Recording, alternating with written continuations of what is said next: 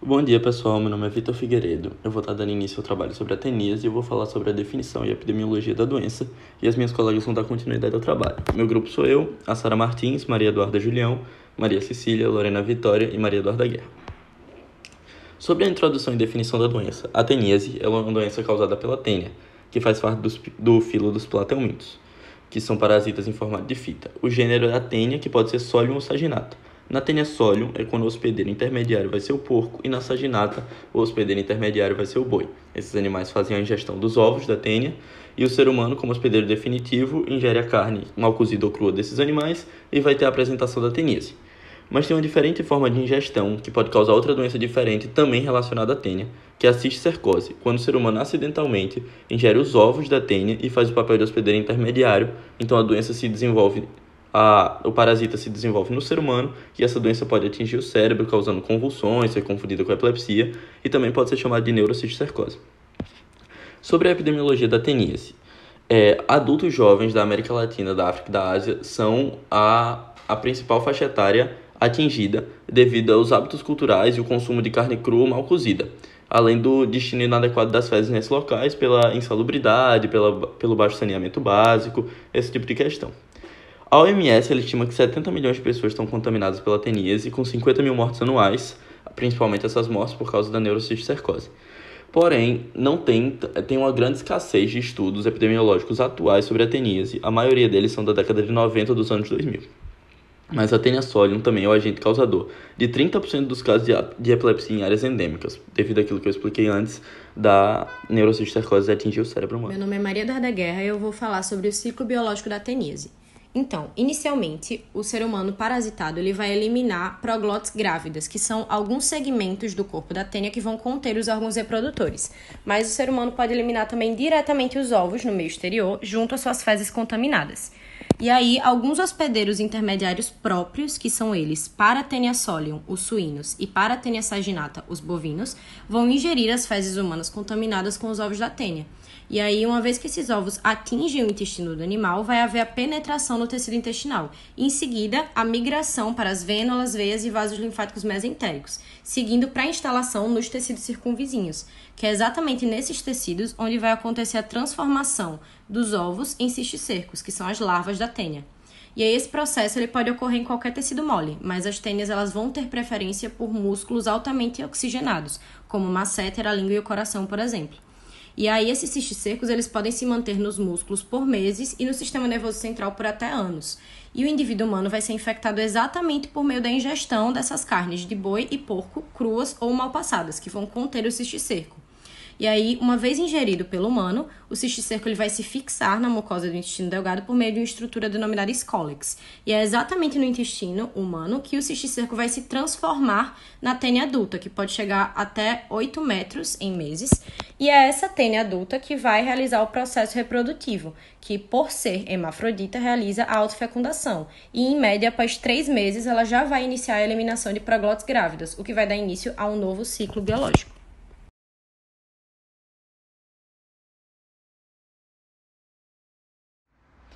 Meu nome é Lorena Lima e eu vou falar um pouco sobre o quadro clínico do paciente com teníase. Na maioria das vezes, esses pacientes vão ser assintomáticos, podendo apresentar alguns sintomas mais gerais, como a fadiga, irritação, cefaleia, vômitos, bulimia, náusea, dor abdominal, perda de peso, diarreia e ou constipação. Também podem ocorrer sintomas mais específicos do trato gastrointestinal, como inflamação no local de fixação desse verme, sendo no duodeno ou no jejum. E pode ocorrer também complicações que são mais raras, como a suboclusão intestinal, apendicite, colangite ou pancreatite. Já a clínica da cisticercose vai variar de acordo com o local onde o cisticerco vai se desenvolver no corpo humano. Principalmente ele se desenvolve no cérebro, olhos e músculos. Nos olhos ele tem a tendência de ter uma perda da acuidade visual, já nos músculos pode aparecer nodulações na pele, câimbras e fadiga.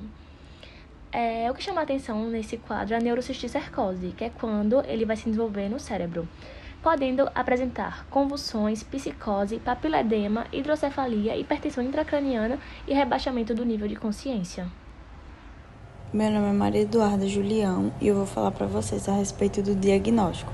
Para diagnóstico da teníase é preciso de um método coproparasitológico, que é o exame de fezes. Nele vai procurar ovos nas fezes do hospedeiro por meio de ou um método indireto ou um método a fresco, usando sedimentação ou centrífugo sedimentação.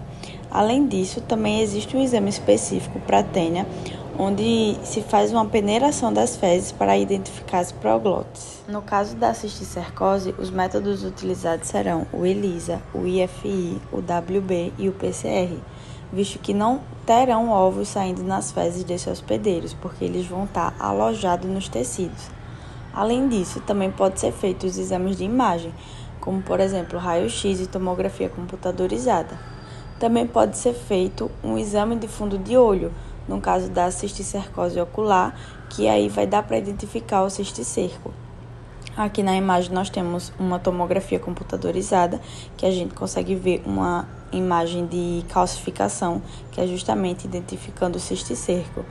Com relação ao diagnóstico por exame de imagem, algumas considerações diferenciais gerais devem ser feitas para o diagnóstico diferencial. São elas: metástase cerebral, abscesso cerebral piogênico, tuberculoma, encefalite amebiana, espaços perivasculares e também outras infecções parasitárias ou fúngicas. Meu nome é Maria Cecília e eu irei falar sobre o tratamento. Primeiramente, sobre o tratamento da teníase, consiste em mebendazol 200 mg 2 vezes ao dia por 3 dias via oral, ou a utilização de niclosamida ou clorosalicilamida, adulto e criança com 8 anos ou mais 2 gramas e crianças de 2 a 8 anos 1 grama via oral dividida em 2 tomadas. Também poderá ser administrado praziquantel via oral dose única de 5 a 10 mg por quilograma de peso corporal e albendazol 400 mg por dia durante 3 dias. Agora, sobre o tratamento da neurocisticercose, consiste na administração de praziquantel, dose de 50 mg por quilograma ao dia, associada a dexametasona para reduzir a resposta inflamatória consequente à morte dos cisticercos.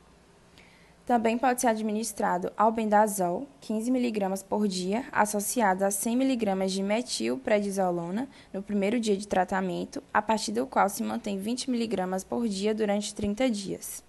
Também irei falar sobre a profilaxia. Para a prevenção, é importante não ingerir carne crua ou cozida de forma insuficiente ou proveniente do abate clandestino sem algum tipo de inspeção oficial. É necessário consumir apenas água tratada, fervida ou de alguma fonte segura e lavar bem as mãos, principalmente após usar o banheiro e antes das refeições. É importante lavar bem os alimentos, como verduras, frutas e hortaliças, com água limpa e irrigar hortas e pastagens com água limpa e não adubar com fezes humanas.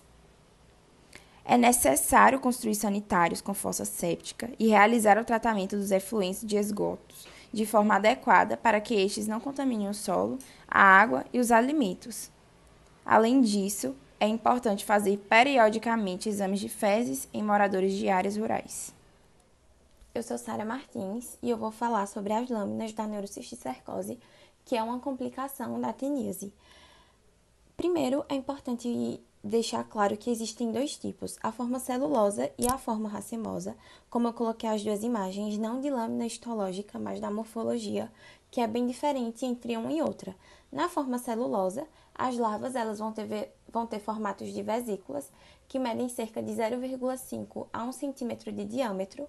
Elas também serão delimitadas por uma membrana lisa e preenchidas por um líquido límpido, que vai ter a cabeça invaginada da futura tênia, que é o scolex. A localização preferencial nessa forma é pela substância cinzenta, ou seja, o córtex cerebral, porque os parasitas eles conseguem chegar até lá pela via hematogênica quando ainda são bem pequenos. E a substância cinzenta ela é mais vascularizada do que a substância branca. Apesar dessa grande quantidade de parasitas no tecido cerebral, é possível observar que ele continua tendo um aspecto normal, mesmo com a proximidade entre eles, né? O que indica que há uma coexistência pacífica entre o parasita e o hospedeiro. Já na forma racemosa, é outra forma que vai ter algumas características semelhantes e outras diferentes com relação à fórmula celulosa. Na racemosa, As vesículas, elas vão ser semelhantes a bagos de uva e, nesses casos, a tênia não possui o escolex. A localização também vai ser diferente, porque na racemosa eles vão preferir principalmente os espaços licóricos, como cisternas de base, sucos de sílvios e os ventrículos. Essas são duas lâminas do cisticerco na forma celulosa, uma mais distante e outra mais próxima. Na primeira, é possível observar a superfície cerebral, a região do cisticerco e os giros cerebrais contíguos que estão ao redor desse cisticerco. Já na segunda, que está um pouco mais próxima, também é possível ver a região do córtex cerebral, o escolex do cisticerco e a membrana externa dele. Ao redor dele, também é possível ver a região de leptomeninge com um leve espessamento. Nessa lâmina aqui, mostra de forma mais detalhada a região do cisticerco, é possível observar sua membrana externa, o escolex e as outras partes da região cerebral. O cisticerco ele vai ter essa cabeça, que é justamente o escolex, que está invaginado no interior da vesícula e vai ser delimitado por uma membrana que vai fazer contato direto com o tecido do hospedeiro, como é possível ver nessas outras duas lâminas, que demonstram a membrana externa do cisticerco. Essa membrana vai ter basicamente duas camadas, uma externa, que é mais delgada e densa, chamada de camada quitinosa, e uma interna, que é mais frouxa e mais espessa, que nesse caso chama-se de areolar. Na superfície da camada externa, observam-se as microvilosidades, que terão como função aumentar a superfície de absorção de nutrientes pelos parasitas. Essas outras duas mostram a região do escolex, que é a cabeça do cisticerco, que vai conter rudimentos de tubo digestivo e do aparelho de fixação da futura tênia. Na camada areolar, é possível ver os canalículos do sistema de transporte de nutrientes, mais bem vistos nas lâminas anteriores, essa segunda lâmina. E também o cisticerco, ele tem a capacidade de se manter vivo por alguns anos, e a reação inflamatória nos tecidos vizinhos geralmente é muito pequena. Nos casos que já foram observados, as únicas manifestações que via-se a lâmina citológica era justamente o espessamento fibroso da região da leptomeninge com um discreto infiltrado inflamatório crônico. Já a nível de córtex cerebral, também foi visto anteriormente que não haviam lesões evidentes. Quando o cisticerco morre, ele passa por um processo de calcificação e gera uma reação inflamatória, que vai se acentuar pela liberação de antígenos. Isso vai ser uma regra para a forma celulosa. Já na forma racemosa, que é essa segunda mostrada pelas duas lâminas, a reação inflamatória ela vai ser crônica e intensa, principalmente na região de leptomeninge da base.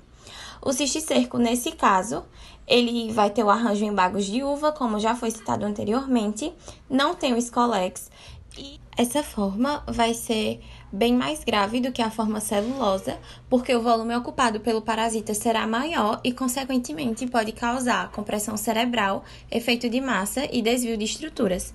Nas duas lâminas é possível ver, em uma distância maior, o cisticerco racemoso e a abundância de membranas redundantes e a ausência do escolex. Nessas outras duas, que estão mais próximas, também é possível observar a região de microvílos na face externa da membrana e uma porção necrótica da larva. A reação inflamatória nesses casos será bem mais intensa, causando quadros de leptomeningite crônica de base, vasculites com endarterite e lesões em raízes de nervos cranianos. Nesses casos também é possível observar que as membranas elas são mais sinuosas, a sua superfície é ondulada e as microvilosidades são bem numerosas. Em algumas áreas também é possível ver que parte da membrana sofreu um processo de necrose, mostrando-se pelo aspecto anucleado, e em certas áreas também é possível notar áreas de calcificação, além das próprias necroses.